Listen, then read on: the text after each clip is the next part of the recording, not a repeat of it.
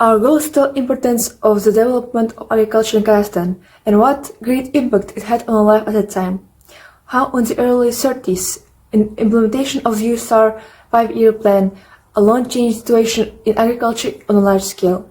What contribution people made for the sake of this plan and what results it led to.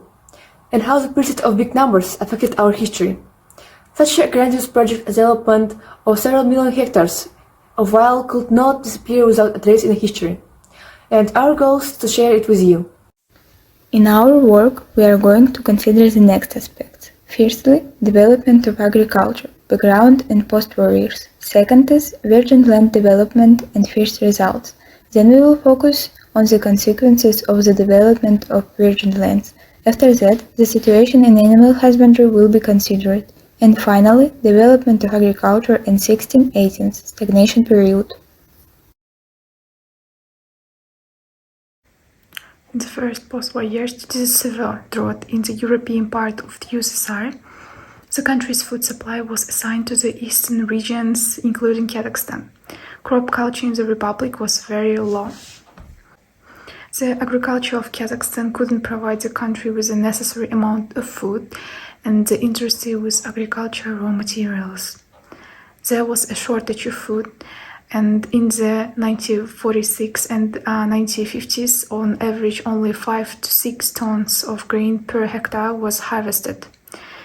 Furthermore, in 1951, the number of cattle in the Republic was below the level which was in 1928. Already in the first post-war years, negative trends began to be exposed in agriculture, which initially had the character of gradually developing prerequisites for a future crisis. It is known that in Kazakhstan, during the first post-war 5-year plan, statistics recorded on average annual yield equal to the indicators of 1913. The average annual gross grain harvest turned out to be lower than in 1928, and government purchases were inferior in their volumes to the level of 1941. Thus, in 1949 to 1953, the average annual grain harvest amounted to only 4.9 billion pounds, with an average yield of 7.7 centners per hectare in the country, which was not only slightly more than in 1910 to 1914. Animal husbandry of the Republic remained in the most difficult condition. So here you can see a table where shown statistical information about animal husbandry in 1951 and in 1928.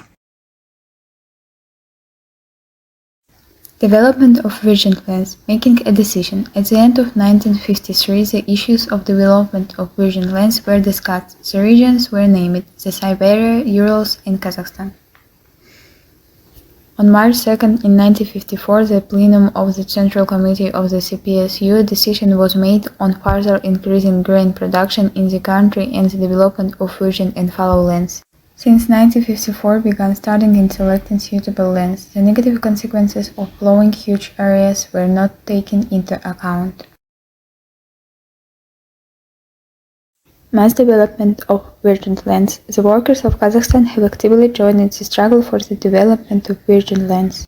The Kazakh mostly, Brezhnev wrote in his book, with great enthusiasm and approval made the party's decision to plow the grass steppes. The rise of virgin land for the Kazakhs was not an easy task, but the locals had the courage and wisdom to take the most active, heroic part in the rise of virgin land. The Kazakh people turned out to be at the height of history. In the first 2 years, 640,000 people came to Kazakhstan. The first results of virgin lands. The development of virgin lands took place in Akmola, Kokshetau, Kostanay, Pavlodar, North Kazakhstan, and Torgay. The state farms received 120,000 tractors, more than 30,000 combines, and 20,000 trucks. In general, 2 million people came to the development of virgin lands. The state plan designed for a year was completed less than 1 year.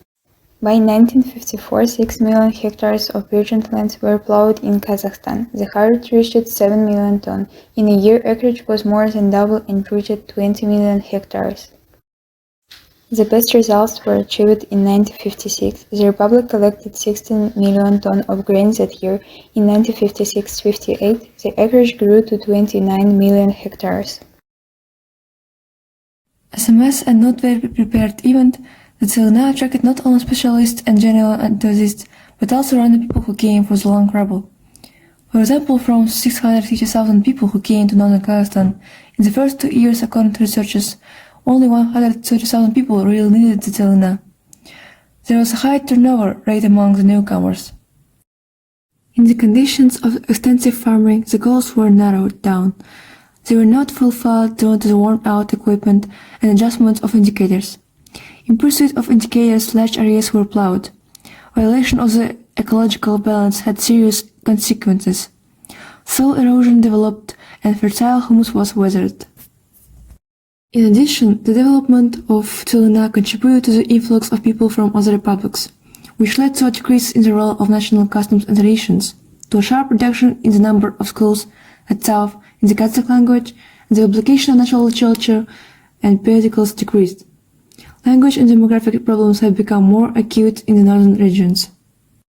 A rational farming system for Tselina was created only 2 decades after its mass development. Plowing of millions of hectares of land for crops resulted in the reduction of hayfields and pastures. Thousands of hectares of land were withdrawn for building of settlements.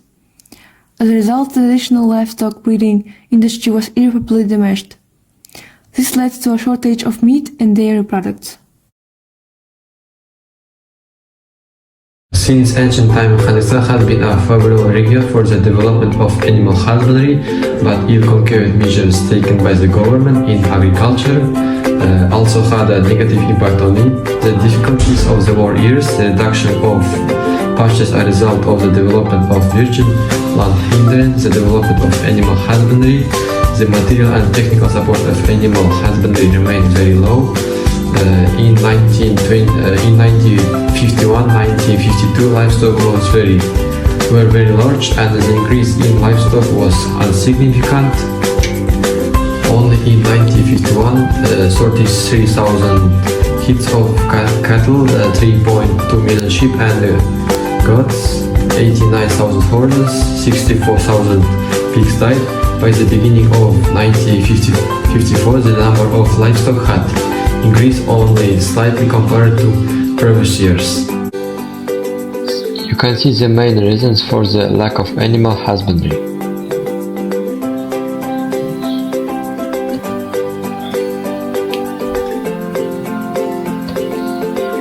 And next is the January plenum of the Central Committee of the CPCU considers the issue of the development of animal husbandry. As a result of the decision taken,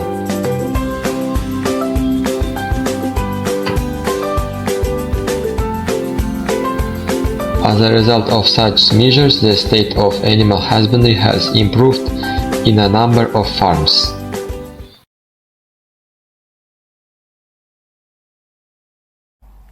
In the post-war period, the economic situation in Soviet Union was very critical.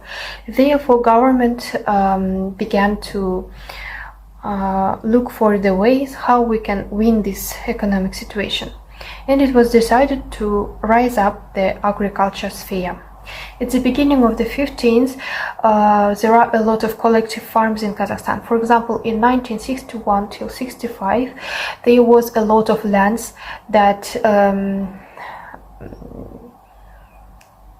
was arable, and it led to large wind erosion and decrease in the amount of crop. At the beginnings of 70s was marked attempts to identify the agriculture based on complex mechanization and chemicalization. There was a lot of factories about this sphere, and it was planned to transfer agriculture based on animal husbandry. In 1977, support for the private agriculture began, restrictions on livestock were lifted, and the area of the household plot was increased. In early 18th, the ongoing stagnation in agriculture forced the authorities to undertake even more radical reforms. The trends that were down in agriculture back in the 15th continued to grow, and every year the USSR had to buy approximately 40 million crop abroad. During our research work, we find information about people's attitude towards this information. For example, in the post-war period, people are very hungry, there is no food and work. But in 1953, in Khrushchev government, there was a lot of agriculture factories, and people can get both and work and the food. Therefore, 68% of people positively reacted to the changes in country. 28 of them were worried about the lands that were eroded, and the others kept the neutral side. Summing up our works, we showed you about agriculture of Kazakhstan in periods 1950-1980 and told you about achievement, results, contours of all this. We think that agriculture is one of the most important things for our country and for its future.